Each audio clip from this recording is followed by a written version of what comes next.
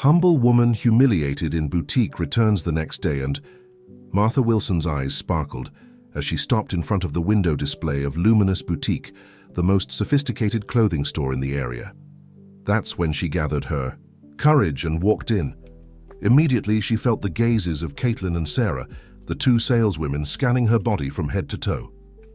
A smirk appeared on Caitlin's perfectly made-up lips as she whispered something to her colleague. Martha, accustomed to working from sunrise to sunset on her small rural property, ignored the discomfort and walked to the counter with dignity.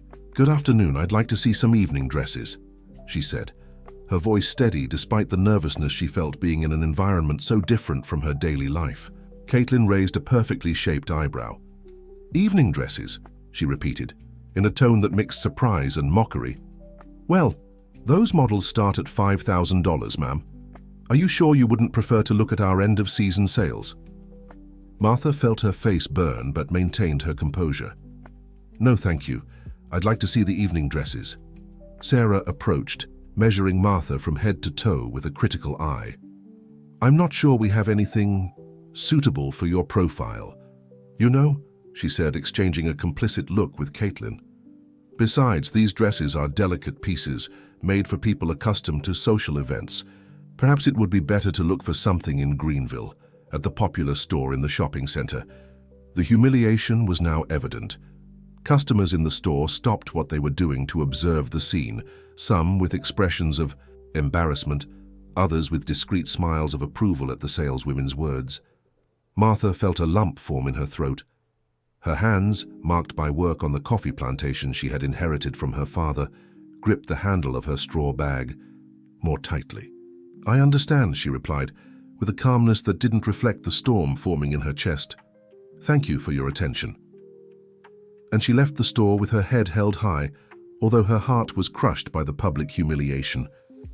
What no one in that boutique could have imagined was that Martha Wilson was not just a simple countrywoman, and that she would return the next day, but not as a customer.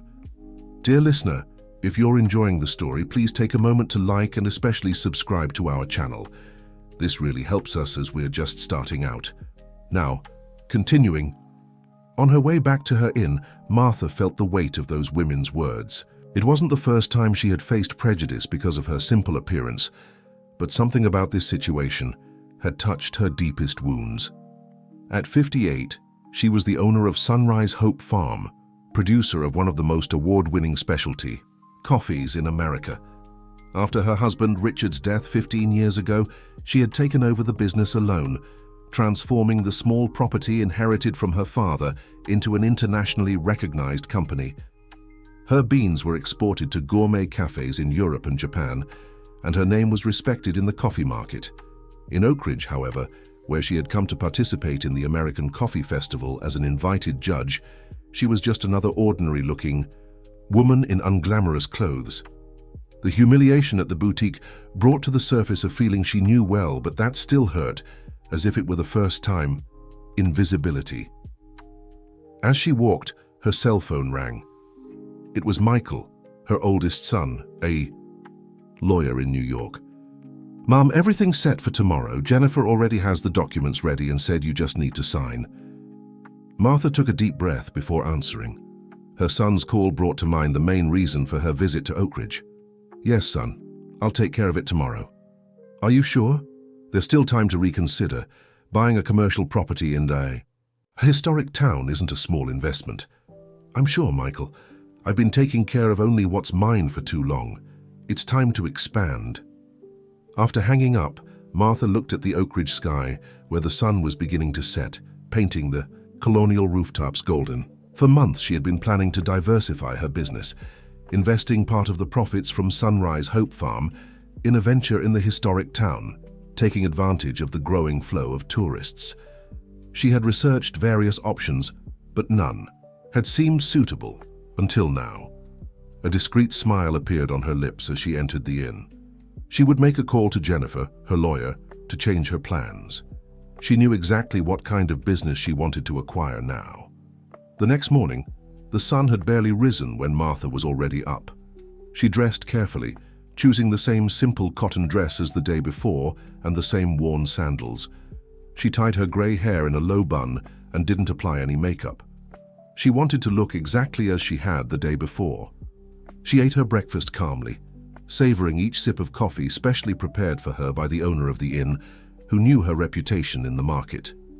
"Mrs. Wilson, you're radiant today," commented Mr. Harmon, the inn's proprietor. "Any special occasion?" "Let's just say today is a day of harvest, Mr. Harmon," she replied enigmatically. At 10 o'clock, Martha met with Jennifer, a young and efficient lawyer from New York who had traveled specifically to help her with the planned commercial acquisition. Upon learning of the sudden change in plans, the lawyer was surprised but quickly understood the new direction. "So we're no longer buying that historic building to turn into a gourmet cafe?" Jennifer asked, checking her notes. "No, dear. I've changed my mind. I want to buy a boutique." Jennifer's eyes widened. "A boutique? You never mentioned an interest in fashion before." Martha smiled, a determined gleam in her eyes. "And I don't have one. But I am interested in people and in lessons." At 11 o'clock, Luminous Boutique opened its doors. Caitlin and Sarah were at their posts, impeccable in their black suits and perfect makeup. The store was empty at that hour, as was customary, on Tuesday mornings. The tinkling of the bell on the door announced the arrival of customers. Caitlin turned with her best commercial smile, which froze when she recognized the simply dressed woman from the previous afternoon. But this time she wasn't alone. Beside her, an elegant young woman carried a folder of documents, and behind them, a man in a suit waited. "Good morning," said Martha, with the same calmness as the previous afternoon. "I would like to speak with the owner of the store." Sarah stepped forward with an expression of slight irritation. "Mr. Gregory doesn't see people without an appointment. If you want to make a complaint, I can write it down and pass it to him later." The young woman beside Martha took a step forward. "Actually, we informed Mr. Gregory that we would be coming. So I'm Jennifer Carter, Mrs. Martha Wilson's attorney, and this," she indicated the man in the suit, "is her accountant, Mr. Paul Brooks." Martha's name seemed to have no impact on the saleswomen, but the mention of the professionals accompanying her caused a subtle change in their expressions. At that moment, the door at the back of the store opened, and a middle-aged man with graying hair and a well-cut suit appeared. "Mrs. Wilson?" he called, extending his hand with a professional smile. "Andrew Gregory. We spoke on the phone last night. Please come to my office." Martha nodded, following him along with her companions. As she passed Caitlin and Sarah, who were watching the scene in confusion, she offered a gentle smile. "Good morning, ladies. See you soon." The meeting in the small office at the back of the boutique lasted a little over an hour. When they finished, Andrew Gregory had an expression of relief and satisfaction. "It was a pleasure doing business with you, Mrs. Wilson," he said, shaking her hand firmly. "I confess that when you called last night, I thought it was some kind of joke. But after my assistant verified your credentials." "Prejudice makes us commit errors in judgment, Mr. Gregory," Martha replied with a serene smile. "Thank you for being so quick in the negotiation." Andrew Gregory had accepted Martha's generous offer for the boutique, in debt from gambling and family problems. He had been looking for a buyer for the business for months, but didn't want his employees to know. Martha's offer had come at the perfect time. "Will you announce it to the employees now?" he asked, looking at the door that separated the office from the sales area. "Yes, but I'd like to do it alone if you don't mind." Of course. So from tomorrow the store is officially yours. I'll just come back to collect some personal belongings." "Perfect. And regarding the proposal I made to you about provisional management, would you accept?" Andrew smiled, now more relaxed. "Yes, I would. Being the manager for 3 months to assist in the transition will be a pleasure. And I'm grateful for keeping this confidential. I don't want people to know about my financial difficulties." When they left the office, Caitlin and Sarah were watching anxiously, trying to deduce what had happened in the closed-door meeting. "Mr. Gregory, is everything okay?" asked Caitlin, casting a suspicious look at Martha.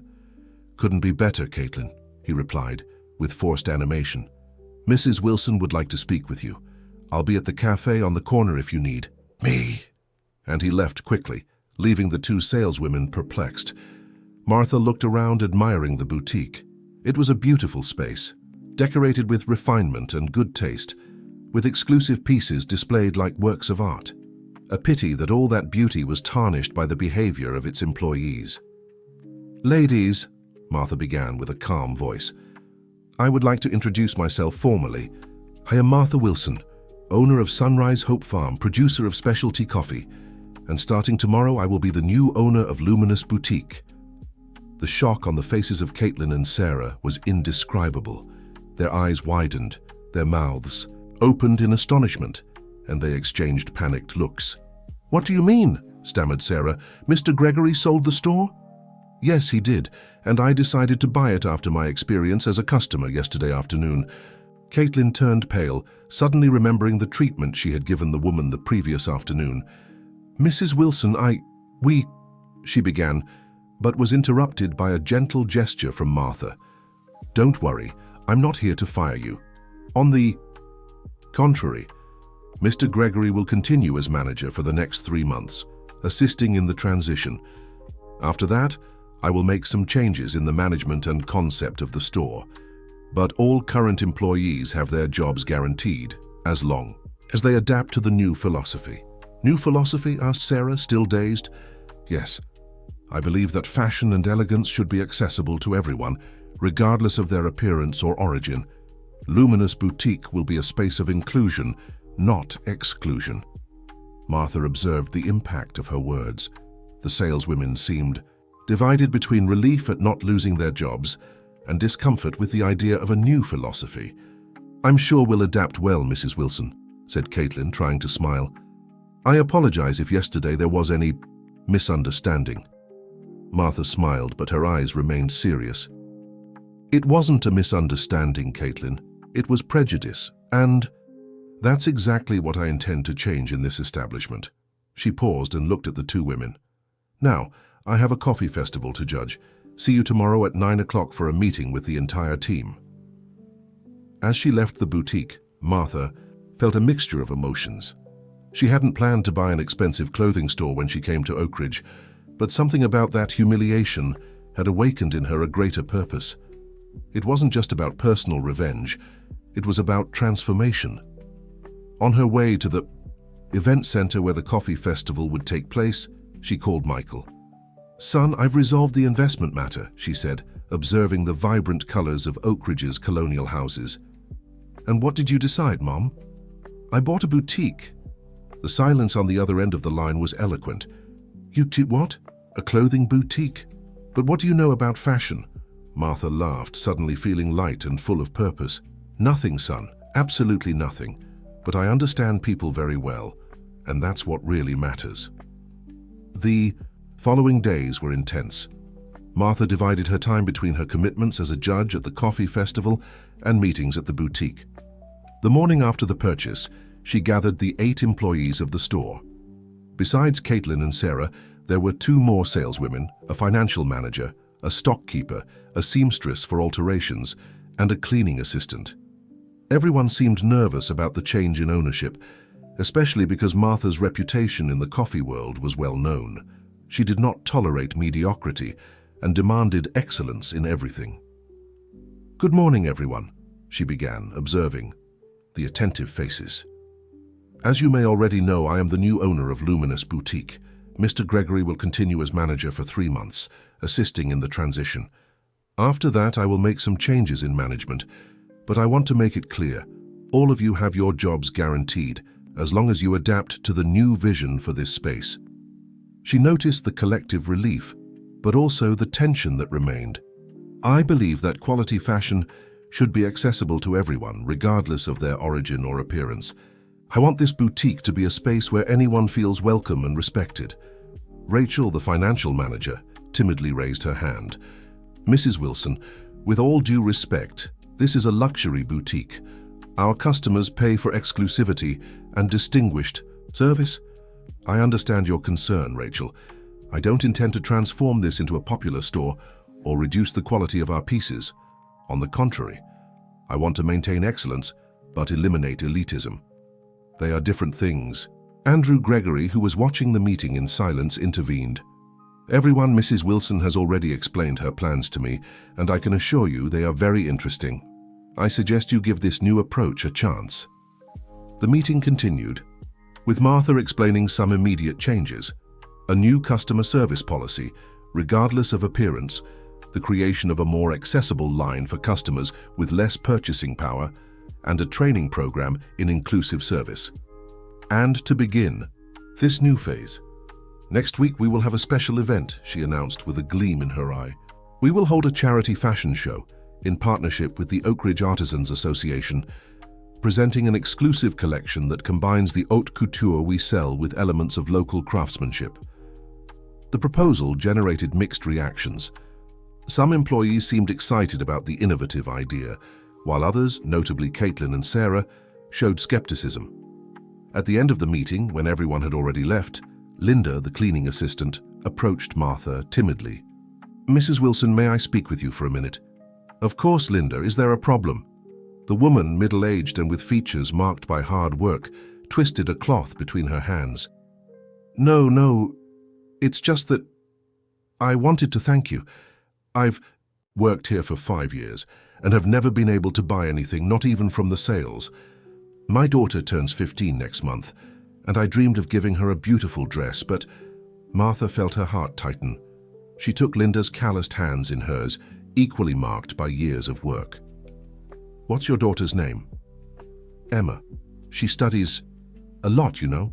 She wants to be a lawyer." "Well, Linda, I think Emma will be the first beneficiary of the boutique's new policy. Come with me." Martha led Linda to a rack of party dresses, luxurious pieces with prices that reached thousands of dollars. "Choose one for your daughter. It will be my birthday gift to her." Linda's eyes filled with tears.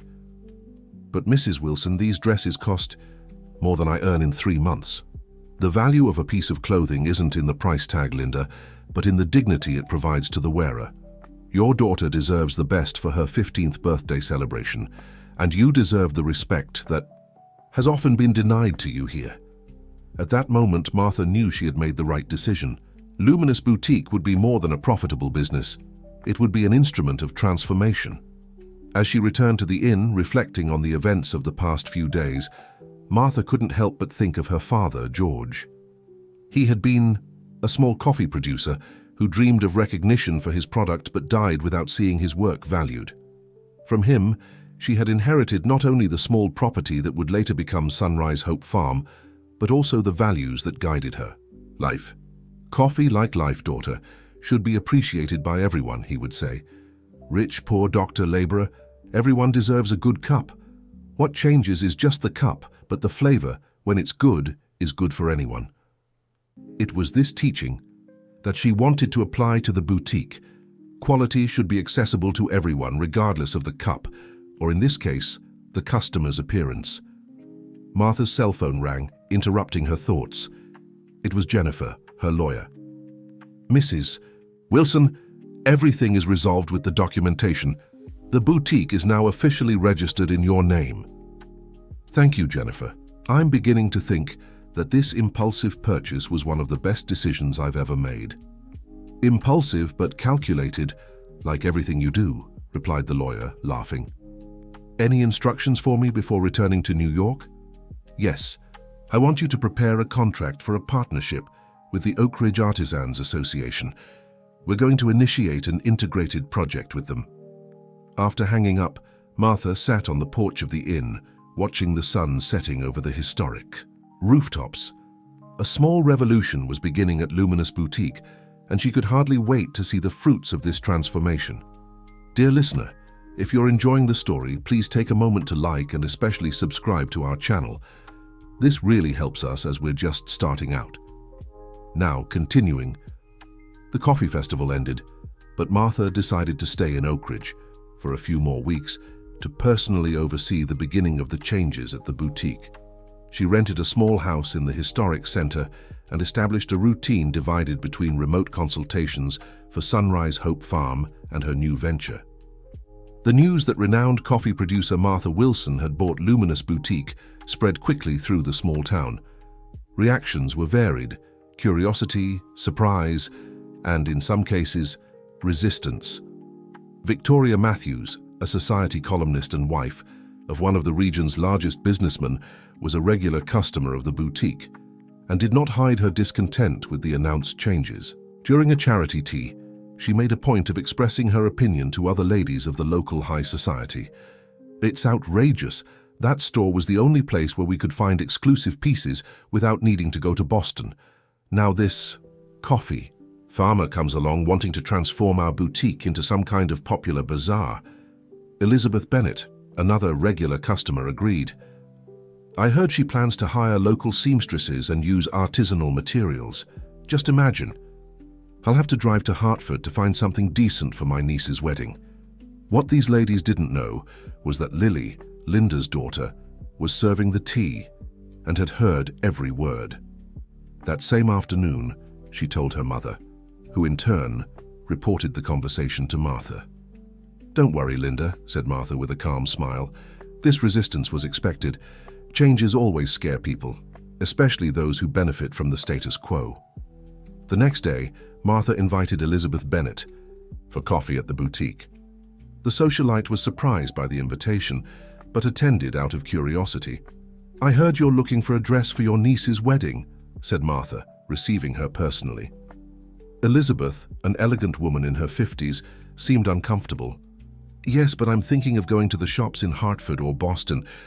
I heard the boutique is undergoing changes." "That's true, but before you decide, I'd like to show you something." Martha led Elizabeth to a room at the back of the store, where a young seamstress was working on a beautiful navy blue silk dress. "This is Megan, one of the local artisans we've hired. What do you think of the piece she's finishing?" Elizabeth couldn't hide her admiration. The dress was a masterpiece of elegance and sophistication. "It's extraordinary. It looks like a piece of European haute couture." And it is. The design is by a French designer, but the execution is all Megan's, who learned the craft from her grandmother, one of the first seamstresses in Oak Ridge. The socialite examined the dress more closely, touching the delicate fabric. "How much does it cost?" "The same as it would have cost before. The difference is that now part of the profit goes directly to the artisan who made it, instead of to a large international brand." Elizabeth seemed thoughtful. "And is this model available in light blue? It would be perfect for the wedding. We can make it in any color you desire, and with the necessary adjustments to make it perfect for you." When Elizabeth left the boutique 2 hours later, she had not only ordered the dress for the wedding, but had also offered to introduce Megan to other ladies of the local society. Martha smiled, satisfied. Winning over traditional customers was just the first step. The real challenge would be opening the doors to a wider audience without losing the quality that was the boutique's trademark. In the following weeks, various changes began to materialize. The store's facade received a new paint job, maintaining elegance but with more vibrant and welcoming colors. Inside, a space was dedicated exclusively to pieces produced by local artisans, combining traditional techniques with contemporary designs.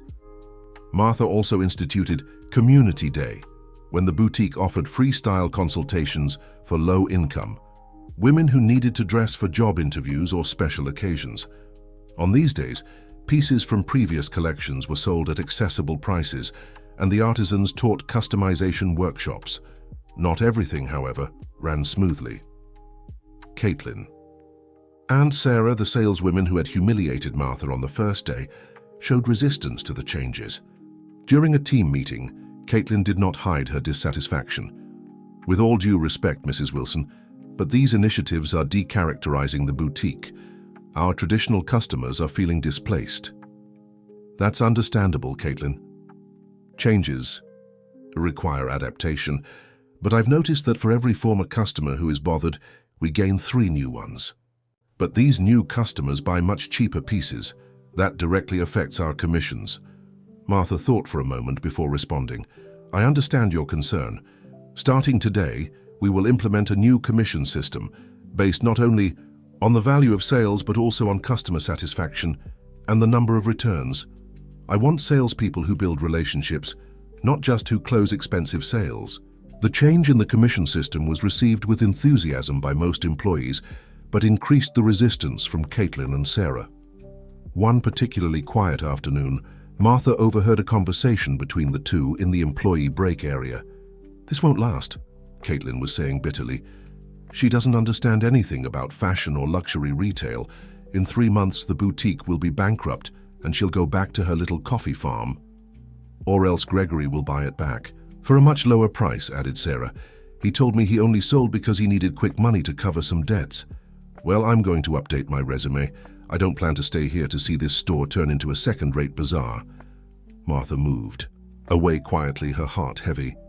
She didn't expect to be welcomed with open arms by everyone, but the active resistance from Caitlin and Sarah could harm the environment she was trying to create. That night, in her rented house, she was pensive, sipping a cup of her own coffee, when the phone rang. It was Michael, her son. "Mum, I just received the first financial reports from the boutique. Are you sure you want to continue with this project? The numbers from the first month aren't encouraging." Martha sighed. It was true.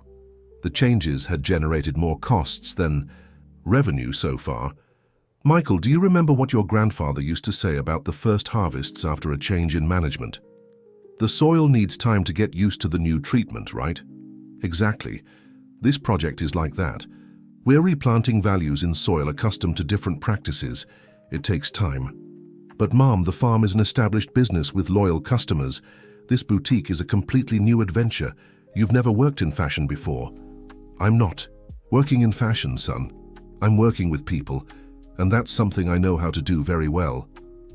After hanging up, Martha stood looking at the Oak Ridge night through the window. Maybe she was being naive. Maybe the project was too ambitious. But something inside her said she was on the right track. That initial humiliation had awakened a purpose that went beyond personal revenge. It was about dignity and respect. The Eddie's charity fashion show scheduled for the end of that week would be the big test. If it was successful, it would prove that her vision for the boutique was viable. If it failed, well, at least she would have tried. In the days leading up to the event, the tension in the boutique was palpable. The store was temporarily closed for preparations, and the entire team, including Caitlin and Sarah, was involved in the organization. Amy, a young local designer whom Martha had hired as a consultant, worked day and night with the community artisans to finalize the pieces that would be presented. The collection, named Roots and Wings, combined the sophistication of haute couture with elements of traditional Oak Ridge craftsmanship. "Mrs. Wilson, I'm worried," Amy confessed on the eve of the fashion show. "Mrs. Matthews and her friends are saying around town that they won't attend the event, and they were our main guests." Martha remained calm, although she felt a knot in her stomach. "Amy, when I started producing specialty coffee, the big buyers also turned their backs on me.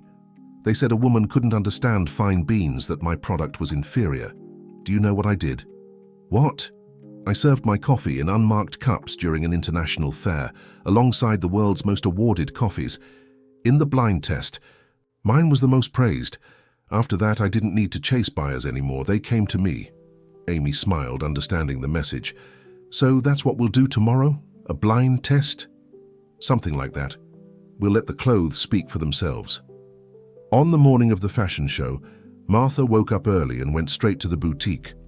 Upon arrival, she found a group of people at the front door, but they weren't customers or guests. They were protesters with signs that said, "Preserve Oak Ridge's tradition and no to the decharacterization of local commerce." Among them, she recognized the owner of another luxury store in town and some members of the local elite. Victoria Matthews was at the center of the group, talking to a reporter from the community newspaper.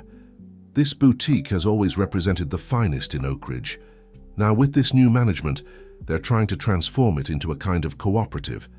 This threatens the exclusive character of our historic town."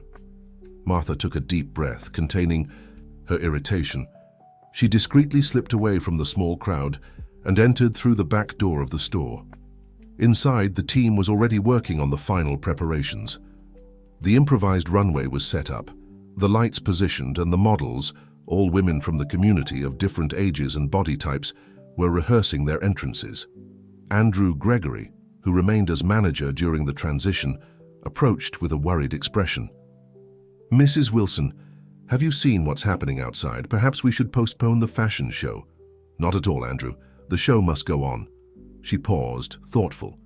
"In fact, let's invite the protesters to come in. Say we'll have Sunrise Hope. Farm coffee served free for everyone." Andrew looked confused. "Are you sure they're here to protest against the boutique?" "Exactly why they should see with their own eyes what we're doing.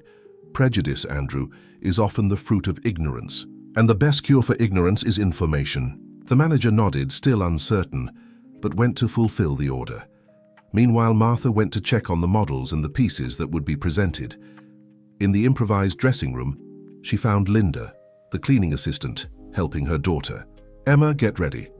The teenager, who had turned 15 the previous week, was wearing one of the most impressive dresses in the collection, a piece in shades of blue that blended imported silk with traditional regional embroidery. "Mrs. Wilson," exclaimed Linda upon seeing her, "do you really think my daughter has what it takes for this? She's never modeled before." Martha observed the young woman, who radiated a mixture of nervousness and excitement. "Emma has more than what her takes, Linda. She has presence, and that can't be taught." The teenager blushed with pleasure at hearing the compliment. "Thank you for the opportunity, Mrs. Wilson. You have no idea what it means to me to be here. The girls at school couldn't believe it when I told them I was going to model." Martha smiled, recalling her own youth and the doors that always seemed closed to a simple country girl. "Enjoy every moment, my dear. And remember, when you walk down the runway, it's not the clothes that matter, it's the dignity with which you wear them." Leaving the models to prepare, Martha returned to the main area of the boutique, which had been reorganized for the fashion show. To her surprise, the space was already almost full, and among those present were several of the protesters, including Victoria Matthews, who was observing everything with a critical expression. Andrew approached, looking relieved. "We did it, Mrs. Wilson. I offered the coffee and said they could see the fashion show for free. Most agreed to come in, I think out of curiosity." "Great. That's all we need, for them to see with their own eyes." Martha noticed that Caitlin and Sarah were in a corner, talking animatedly with a man she didn't know. Something about the two women's posture made her suspicious, but there was no time to investigate. The fashion show was about to begin. Amy, the young designer, went up to the small stage to make the presentation. "Good afternoon, everyone. Welcome to the first fashion show of Luminous Boutique under new management. It is with immense pleasure that we present the Roots and Wings collection, a tribute to Oak Ridge's artisanal tradition combined with contemporary design. All pieces were crafted by local artisans under the guidance of our style team, and our models are women from the community who have generously lent their beauty and energy to this event." There was a murmur in the audience. The idea of using real models instead of professionals was too innovative for the town's standards. "Before we begin," Amy continued, "I would like to invite Mrs. Martha Wilson, the new owner of the boutique, to say a few words." Martha went up to the stage with her usual quiet dignity. She looked at the diverse audience, traditional customers, curious onlookers, critics, supporters, and felt that this was a decisive moment. "Good afternoon. I thank everyone for being here, especially those who came with doubts or even resistance. This shows that you care about Oak Ridge and its traditions, as do I." She paused, letting the words sink in. "When I first entered this boutique a few weeks ago, I was judged by my appearance. I was wearing simple clothes, had hands calloused from working the land, and was considered unworthy of being served." Caitlin and Sarah shifted uncomfortably in their seats. "That experience could have left me just hurt or resentful, but instead it awakened in me a purpose: to transform this space into a place where elegance and quality are accessible to everyone, regardless of their origin or appearance." Martha saw Victoria Matthews rolling her eyes, but also noticed that other people in the audience were nodding in agreement. Luminous Boutique will continue to offer the best in terms of fashion. The difference is that now we will also value local talents, the artisanal techniques that are part of Oak Ridge's identity, and we will welcome all customers with the same respect. She smiled, suddenly feeling emotional. "My father, a simple coffee producer, used to say that quality should be accessible to everyone. regardless of the cup one uses. What changes is just the presentation, but the intrinsic value remains the same. The applause started timidly, but soon gained strength.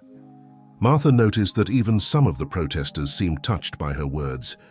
Now we invite everyone to appreciate the extraordinary work of our artisans and the authentic beauty of our models.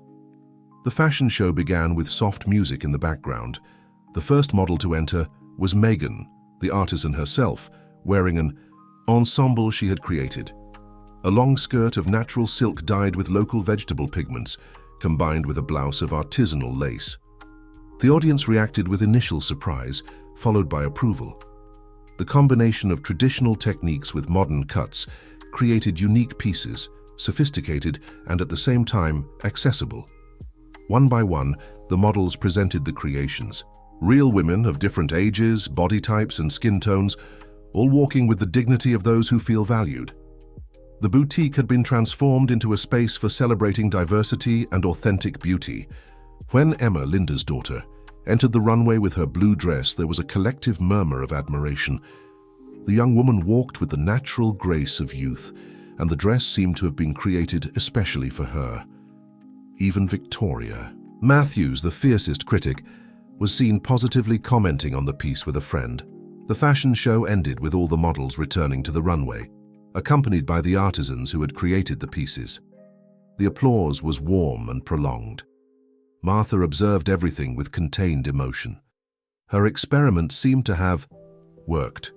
People were seeing beyond their preconceived ideas, recognizing quality and beauty regardless of who presented them. After the fashion show, as guests circulated around the boutique, admiring the pieces up close, and many already placing orders, Victoria Matthews approached Martha. "I must admit I was wrong," she said with a mixture of reluctance and admiration. "The pieces are truly extraordinary, and using women from the community as models was interesting." "Thank you, Mrs. Matthews. I'm glad you appreciated it. The blue dress on the young woman, is it really a local creation?" "Yes, Megan designed and crafted it with help from Amy, our style consultant." Victoria seemed genuinely impressed. "I believe I'll need something similar for the Yacht Club anniversary ball next month. Would it be possible to order?" "Certainly. Megan will be honored to create something special for you." As Victoria moved away to speak with Megan, Martha felt a sense of victory. If even the biggest critic had been won over, perhaps the project really had a chance of success. The event continued until late afternoon, being considered a great success by all. The orders exceeded expectations, and the coverage by the local newspaper was extremely positive, highlighting the innovation and respect for local traditions. When the last guest left and the team began to reorganize the space, Martha noticed that Caitlin and Sarah had disappeared. She asked Rachel, the financial manager, if she knew where they were. "They left about half an hour ago, Mrs. Wilson. They seemed in a hurry. Caitlin mentioned something about an unavoidable commitment." Martha nodded, but something bothered her. During the fashion show, she had noticed the two saleswomen talking intensely with a man she didn't know, and her intuition told her something was wrong. "Andrew, who was that man with whom Caitlin and Sarah were speaking?" The manager looked uncomfortable. "That was James Reynolds, a local businessman. He owns several commercial properties in the historic center." "And does he have any connection to the boutique?" Andrew hesitated before answering. "Actually, he tried to buy the store before you did. He made an offer, but I refused it because it was well below market value. After that, he has, let's say, shown interest in acquiring any business I might have." Martha understood immediately. James Reynolds probably knew about Andrew's financial difficulties and was trying to take advantage of the situation. "And what is his relationship with Caitlin and Sarah?" "I'm not sure, but I've heard rumors that he offered them jobs at another store he's about to open." Martha thanked him for the information and decided to investigate further. If her suspicions were correct, Caitlin and Sarah might be plotting something to harm the boutique, perhaps in collusion with James Reynolds. That night at home, Martha received a call from Linda, who seemed extremely agitated. "Mrs. Wilson, you need to come to the boutique right now. Something terrible has happened." "Calm down, Linda. What happened?" "The window display. Someone spray-painted horrible phrases on it, and they broke the glass of the back door. I'm here with Emma. We found it when we passed by to pick up the dress she forgot. Martha felt her heart race. Have you called the police? Yes, they're on their way. Good. Don't touch anything. I'll be there in 15 minutes. When she arrived at the boutique, Martha found 2 police officers photographing the window display, which had been vandalized with phrases like "outsiders go home" and "preserve tradition." The glass of the back door was shattered, and there were signs that someone had tried to enter, but apparently the alarm had scared them away. Linda and Emma were sitting on a nearby bench, visibly shaken. The young woman was crying silently, while her mother tried to console her. "Who would do such a thing, Mrs. Wilson?" asked Linda, her voice breaking.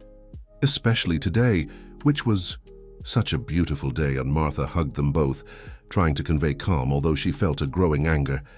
"Don't worry, we'll resolve this." One of the officers approached. "Mrs. Wilson, I'm Sergeant Baker. Do you have any idea who might have done this?" Martha hesitated. She had her suspicions, but didn't want to make accusations without proof. "I can't say for certain, Sergeant. The boutique recently underwent changes that displeased some people. There was even a small protest this morning." "I understand. We'll conduct the forensic examination and check if there are security cameras in the vicinity. Have you noticed if anything is missing?" "We haven't checked yet. We were waiting for you to finish." After the officers completed their initial work, Martha and Linda inspected the boutique. To their relief, nothing seemed to have been stolen. The incident appeared to be an act of vandalism with the intention of intimidating, not a theft. When everyone had gone and Martha was about to close the store, she noticed that the door to the small office at the back was ajar. She was certain she had left it closed after the fashion show. Upon entering, she immediately realized that someone had gone through her desk. The documents were in a different order, and the drawer where she kept the purchase and sale contract for the boutique was slightly open. A chill ran down her spine. This wasn't just vandalism. Someone was looking for information. But what? The next morning, Martha arrived early at the boutique to supervise the cleaning of the window display. To her surprise, she found a small group of people already working. Amy, the designer, Linda and her daughter, some of the artisans who had participated in the fashion show, and even Elizabeth Bennet, the socialite who had ordered the blue dress. "We came to help, Mrs. Wilson," explained Amy. "When we heard about what happened, we organized a work party." Martha was deeply touched by the solidarity. "Thank you all. This means a lot to me." Elizabeth Bennet, wearing gardening gloves over her manicured hands, smiled. "After yesterday's fashion show, many of us realize what you're trying to do here. It's important for Oak Ridge. We won't let some vandals ruin it." While they worked together to clean up the mess and repair what had been damaged, Martha noticed the absence of Caitlin and Sarah. She called their cell phones, but it went straight to voicemail. Rachel, the financial manager, also noticed. "It's strange, Mrs. Wilson. They've never been absent before, not even when they were sick." "Do you have their addresses?" Rachel consulted the employee files and provided the information. After making sure everything was under control at the boutique, Martha decided to visit the saleswomen's residences. The first address was Sarah's, who lived in a middle-class condominium on the outskirts of the historic center. Upon arrival, she was informed by the doorman that the resident had left early with suitcases, mentioning a sudden trip. Caitlin's apartment was in the same building. There, the story was similar. She had left in a hurry, even leaving that month's rent unpaid, according to the building manager. Martha felt increasingly intrigued. The sudden flight of the 2 saleswomen right after the incident strengthened her suspicions. Back at the boutique, she found Andrew Gregory visibly disturbed. "Mrs. Wilson, we have a problem. The financial files on the computer were accessed last night. Someone entered the system using my password." "And what might they have seen or copied?" "All the boutique's financial data, including the situation before the sale, the investments you made, the new contracts with suppliers, everything." Martha understood the gravity of the situation. Someone was collecting detailed information about the business. For what purpose? "Andrew, you mentioned that James Reynolds was interested in buying the boutique. What kind of businesses does he own?" "He has a stake in various stores in the historic center. In recent years, he's been buying traditional establishments, firing the old employees and transforming everything into standardized stores for tourists. He's building a small commercial empire here. The pieces of the puzzle were beginning to fit together. James Reynolds probably saw the change in the boutique as a threat to his standardized business model, and perhaps he was using Caitlin and Sarah to sabotage Martha's venture. "We need to strengthen security and change all passwords," she told Andrew, "and I want a meeting with the entire team today." At noon, Martha gathered the remaining employees. She explained the situation straightforwardly, confirming that Caitlin and Sarah had abandoned their jobs without notice. "From now on, we need to be even more united. Someone wants to harm what we're building here, but we won't allow it." To her surprise, the team showed unrestricted support. The success of the fashion show had convinced even the most skeptical that the new direction of the boutique could really work. "Mrs. Wilson," said Amy timidly, "I have an idea that might help compensate for the loss of the 2 saleswomen." "I'm listening." "My younger sister, Beth, is finishing a fashion course in Boston and is coming to visit me this weekend. She has experience in sales and would love to work here, even temporarily." "Great. And what about the other vacancy?" It was Linda who spoke up. "Emma is young, but she's smart and would learn quickly. She could work part-time, balancing with school." Martha smiled, grateful for the solution that was emerging from within the team itself. "Excellent. Amy, tell your sister the position is hers. And Linda, Emma can start as an apprentice whenever she wants." The meeting ended with a renewed feeling of common purpose. The attack on the boutique, instead of intimidating, had strengthened the bonds among everyone. That afternoon, while Martha was supervising the installation of a more modern security system, she received an unexpected visit: Victoria Matthews, the socialite who had led the initial protest against the changes. "I heard about what happened," she said, seeming genuinely concerned. "It's unacceptable. I came to say that despite our initial differences, I don't support this type of vandalism." Martha thanked her for the gesture. "I'm happy to hear that, Mrs. Matthews. Actually, I also came to make a request. The hospital charity ball is in 3 weeks. Normally, we order dresses from Boston, but after what I saw yesterday, I'd like to know if it would be possible for your team to create something exclusive for me and 5 other ladies from the organizing committee." Martha could barely hide her surprise. "It would be an honor, Mrs. Matthews. I'm sure Amy and the artisans will be enthusiastic about the challenge." When Victoria left, Martha felt a mixture of vindication and hope. If even the leader of the resistance had been won over, perhaps they were really on the right track. The following days were ones of intense work, but gratifying. Victoria Matthews and her friends' order for the charity ball became a priority project, mobilizing the entire boutique team. Amy coordinated the work of the artisans, while Beth brought modern techniques learned at fashion school. Emma, although still an apprentice, surprised everyone with her natural ability to combine colors and textures. Linda, who previously limited herself to cleaning, revealed herself to be a talented embroiderer and was invited to participate in the creation of the pieces, receiving a salary increase for her new function. 3 days before the ball, the dresses were ready for the final fitting. Victoria and the other 5 ladies from the committee arrived at the boutique at the scheduled time, eager to see the result. The moment each one tried on her creation was almost magical. The dresses were masterpieces of elegance and originality, combining fine fabrics with artisanal elements that reflected the cultural identity of Oak Ridge. Victoria, wearing a stunning long dress in emerald green tones, with embroidery that evoked the flora of the local forests, couldn't contain her emotion. "I've never worn something so beautiful and meaningful," she said, observing herself in the mirror. "It's as if I'm wearing a piece of Oak Ridge's history." Martha, who was supervising the fitting, smiled with satisfaction. "That was precisely the intention, Mrs. Matthews. Fashion that tells a story and honors its roots. You know, Mrs. Wilson, I was one of those who most resisted your changes. I thought you would be decharacterizing a traditional space, but now I see I was wrong. You're not destroying tradition, you're giving it a new meaning, more inclusive and authentic." Victoria's words, coming from one of the most influential women in local society, were a powerful validation. Martha felt that her project had finally crossed an important threshold: genuine acceptance by the community. On the night of the charity ball, expectations were high. The dresses created by Luminous Boutique would be the center of attention, and Martha was the guest of honor, along with her entire team.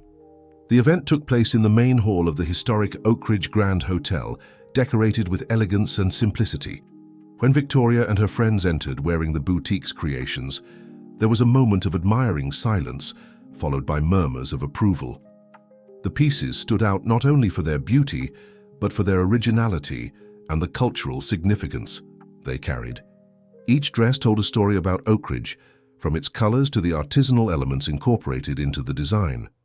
During the party, Martha was approached by numerous people interested in learning more about her work and philosophy.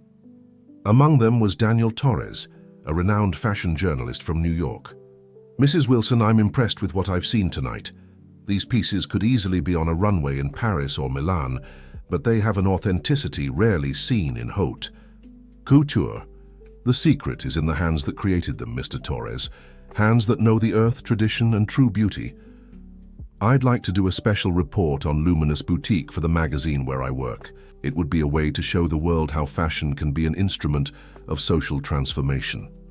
Martha accepted the invitation, recognizing the valuable opportunity to spread her philosophy to a wider audience. The night was proceeding perfectly, when a stir at the entrance of the hall drew attention. James Reynolds had arrived, accompanied by, to Martha's surprise, Caitlin and Sarah, both elegantly dressed and appearing uncomfortable upon seeing their former boss.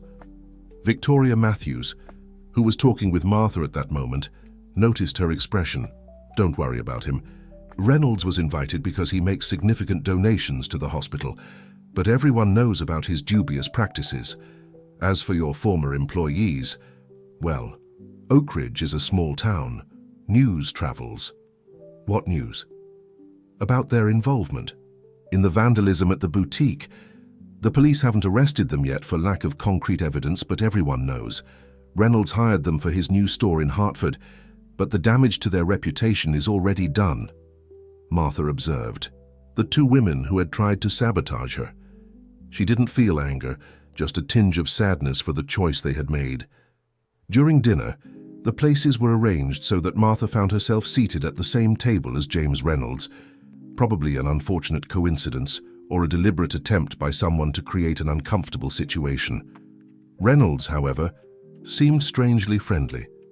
"Mrs. Wilson, I must admit you've surprised me. What you've done with the boutique is remarkable." "Thank you, Mr. Reynolds. I'm sorry we got off on the wrong foot. Business is like that. Sometimes we underestimate our competitors." He paused, sipping his wine. "I'm still interested in the boutique, you know. My offer stands." Martha smiled calmly. "And my answer remains the same. Luminous Boutique is not for sale. It never will be." Never is a very definitive word in the business world. Some things go beyond business, Mr. Reynolds. They're matters of principle.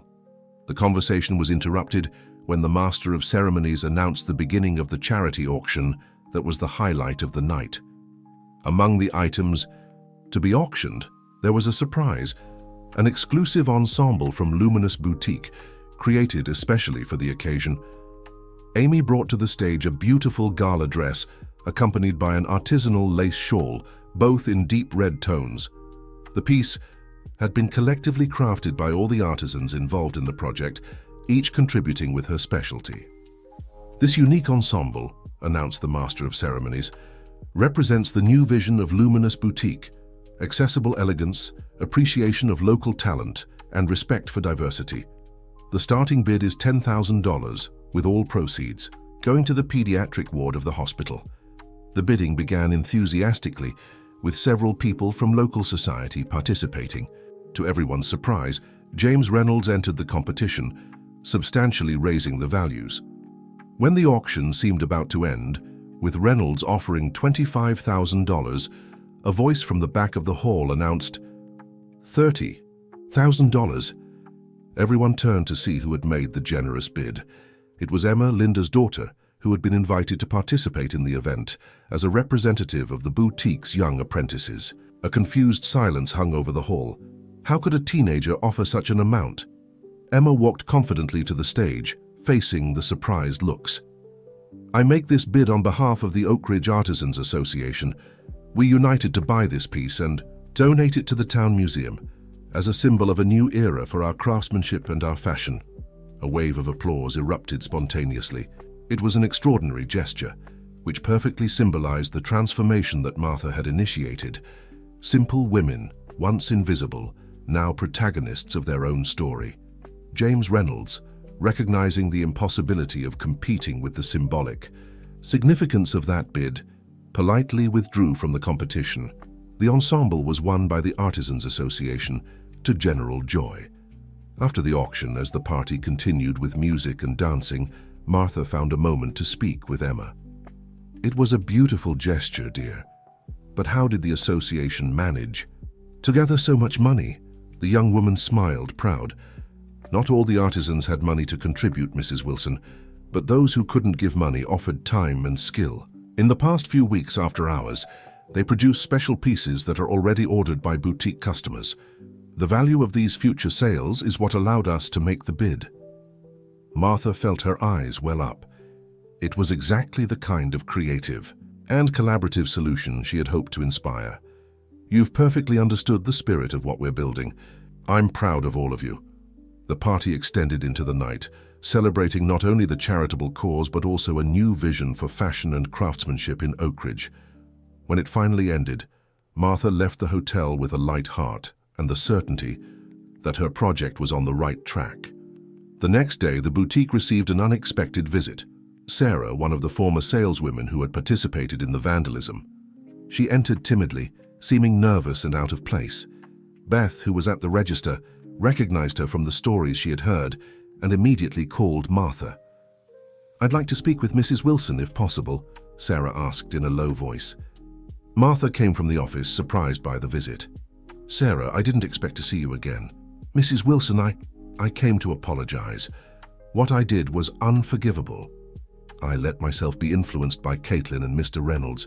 They promised me a management position at the new store in Hartford, but it was a lie. I only got a temporary job with a lower salary than I had here, and the worst part, the store's practices are exactly the opposite of what you advocate. Employees are treated as disposable, simple customers are turned away." She paused, visibly emotional. "Last night at the ball I saw the dresses you created. I saw how everyone admired not only the pieces but the philosophy behind them, and I realized the mistake I made." Martha observed the woman before her. She saw sincerity in her words, but also the pain of someone who recognizes their own error too late. "I appreciate your honesty, Sarah. Repentance is the first step toward growth. I know I don't deserve it, but is there any possibility of working here again? It doesn't have to be as a saleswoman. I'll accept any position." Martha thought carefully before responding. Her natural instinct was for forgiveness and second chances, but she also needed to consider the impact on the team and the boutique. "At the moment, all positions are filled, but I can consider your application when a vacancy arises, provided you do something important first." "What?" "Give a statement to the police about the vandalism. Take responsibility for your part. It's the right thing to do." Sarah turned pale but nodded. "I'll do that. Today. Then we'll talk again in the future." After Sarah left, Martha shared what had happened with Amy and Rachel, who had witnessed the conversation from afar. "Would you really take her back?" asked Rachel, surprised. "I believe in second chances. Besides, Sarah was always an excellent saleswoman. Her problem was letting herself be carried away by negative influence." "And what about Caitlin?" questioned Amy. "If she comes, like Sarah, acknowledging her mistakes and willing to make amends, I'll consider it the same way. The boutique isn't just about fashion, it's about transformation, and that includes people." In the months that followed, Luminous Boutique flourished like never before. Daniel Torres's article in the New York Fashion magazine drew national attention to the project, resulting in a constant flow of visitors interested in the new approach. Martha, who had initially planned to stay in Oak Ridge only temporarily, decided to extend her stay. She bought a small house in the historic center and divided her time between managing Sunrise Hope Farm, now largely run by Michael, and the boutique. 6 months after the inaugural fashion show, Martha organized a special celebration. Luminous Boutique was completing its first semester under new management, with results that exceeded all expectations.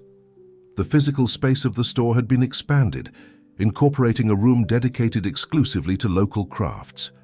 A learning program for young people from the community was implemented, offering training in artisanal techniques and principles of sustainable fashion. The team had also grown. In addition to the original employees, it now had 3 new saleswomen, 2 additional seamstresses, and, to the surprise of many, Sarah, who after completing community service for the vandalism, had been readmitted. As a style consultant, using her experience to help customers of all backgrounds find pieces that enhance their natural beauty. The celebration was marked by a special fashion show, which presented the new Living Heritage collection, inspired by Oak Ridge's cultural traditions, but with a contemporary approach. The models, as in the first event, were women from the community, of different ages, body types, and backgrounds. Victoria Matthews, now one of the boutique's greatest advocates, gave a brief speech before the start of the fashion show. When Mrs. Martha Wilson came to Oak Ridge and bought this boutique, many of us, including myself, resisted the change she proposed. We feared losing something we considered part of our town's identity. Today, we recognize that we were wrong. Luminous Boutique has not diminished our tradition. It has enriched it, making it more inclusive, more authentic, and more alive. The applause was warm. Among the guests were important figures from national fashion, representatives of local government, and most importantly, members from all layers of the Oak Ridge community.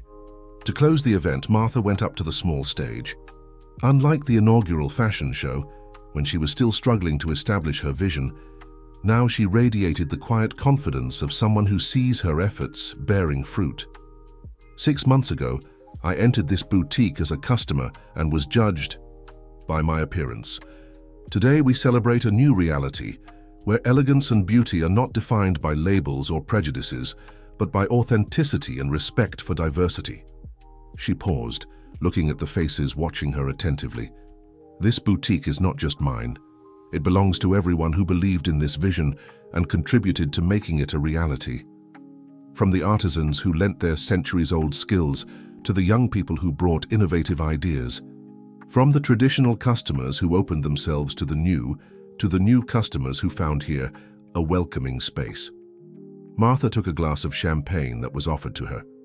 I toast not only to commercial success, which has exceeded all expectations, but mainly to the transformation we have witnessed. A transformation that began with a painful experience of exclusion, but that has blossomed into a movement of inclusion and appreciation. She raised her glass, her eyes bright with emotion. To Luminous Boutique, and to all who make it a beacon of light in our community. The toast was followed by enthusiastic applause, and the celebration continued into the night, with music, dancing, and many shared stories. Later, when almost everyone had left, Martha found herself on the back porch of the boutique, watching the stars shining over Oak Ridge's colonial rooftops. Linda approached with 2 cups of coffee. "I thought you might like a special coffee to end the night," she said, handing one of the cups to Martha. "Thank you, Linda. Is it from Sunrise Hope?" "Yes, I prepared it the way you taught me." The 2 women were silent for a moment, savoring the coffee and the tranquility of the night. "Dad, Mrs. Wilson, do you remember the day you first entered the boutique?" "How could I forget? That's when it all began." "That day, when I saw you leaving after being mistreated by Caitlin and Sarah, I thought to myself, this woman has something special. She won't leave it at that." Martha smiled, surprised. "You noticed that just by watching me?" "Yes. There was a dignity in the way you left. It wasn't wounded pride or anger. It was certainty of your own worth. That's when I knew something was going to change." Martha felt deeply touched by the comment. "You know, Linda, my father used to say that true strength isn't in never falling, but in getting up every time you fall. That day when I left here humiliated, I could have simply ignored it and moved on. But something told me I needed to transform that experience into something positive, not just for me, but for everyone." "And you succeeded. Look at what we've created together in just 6 months." Martha nodded, thoughtful. There's still a lot to do. I want to expand the learning program, create a completely sustainable line, open space for beginning designers. Linda laughed softly. You never stop, do you? Always thinking about the next step. It's what keeps me alive, Linda. There's always another coffee to harvest, another transformation to initiate. The two women continued chatting under Oak Ridge's starry sky, sharing dreams and plans for the future. Luminous Boutique had become more than a successful business.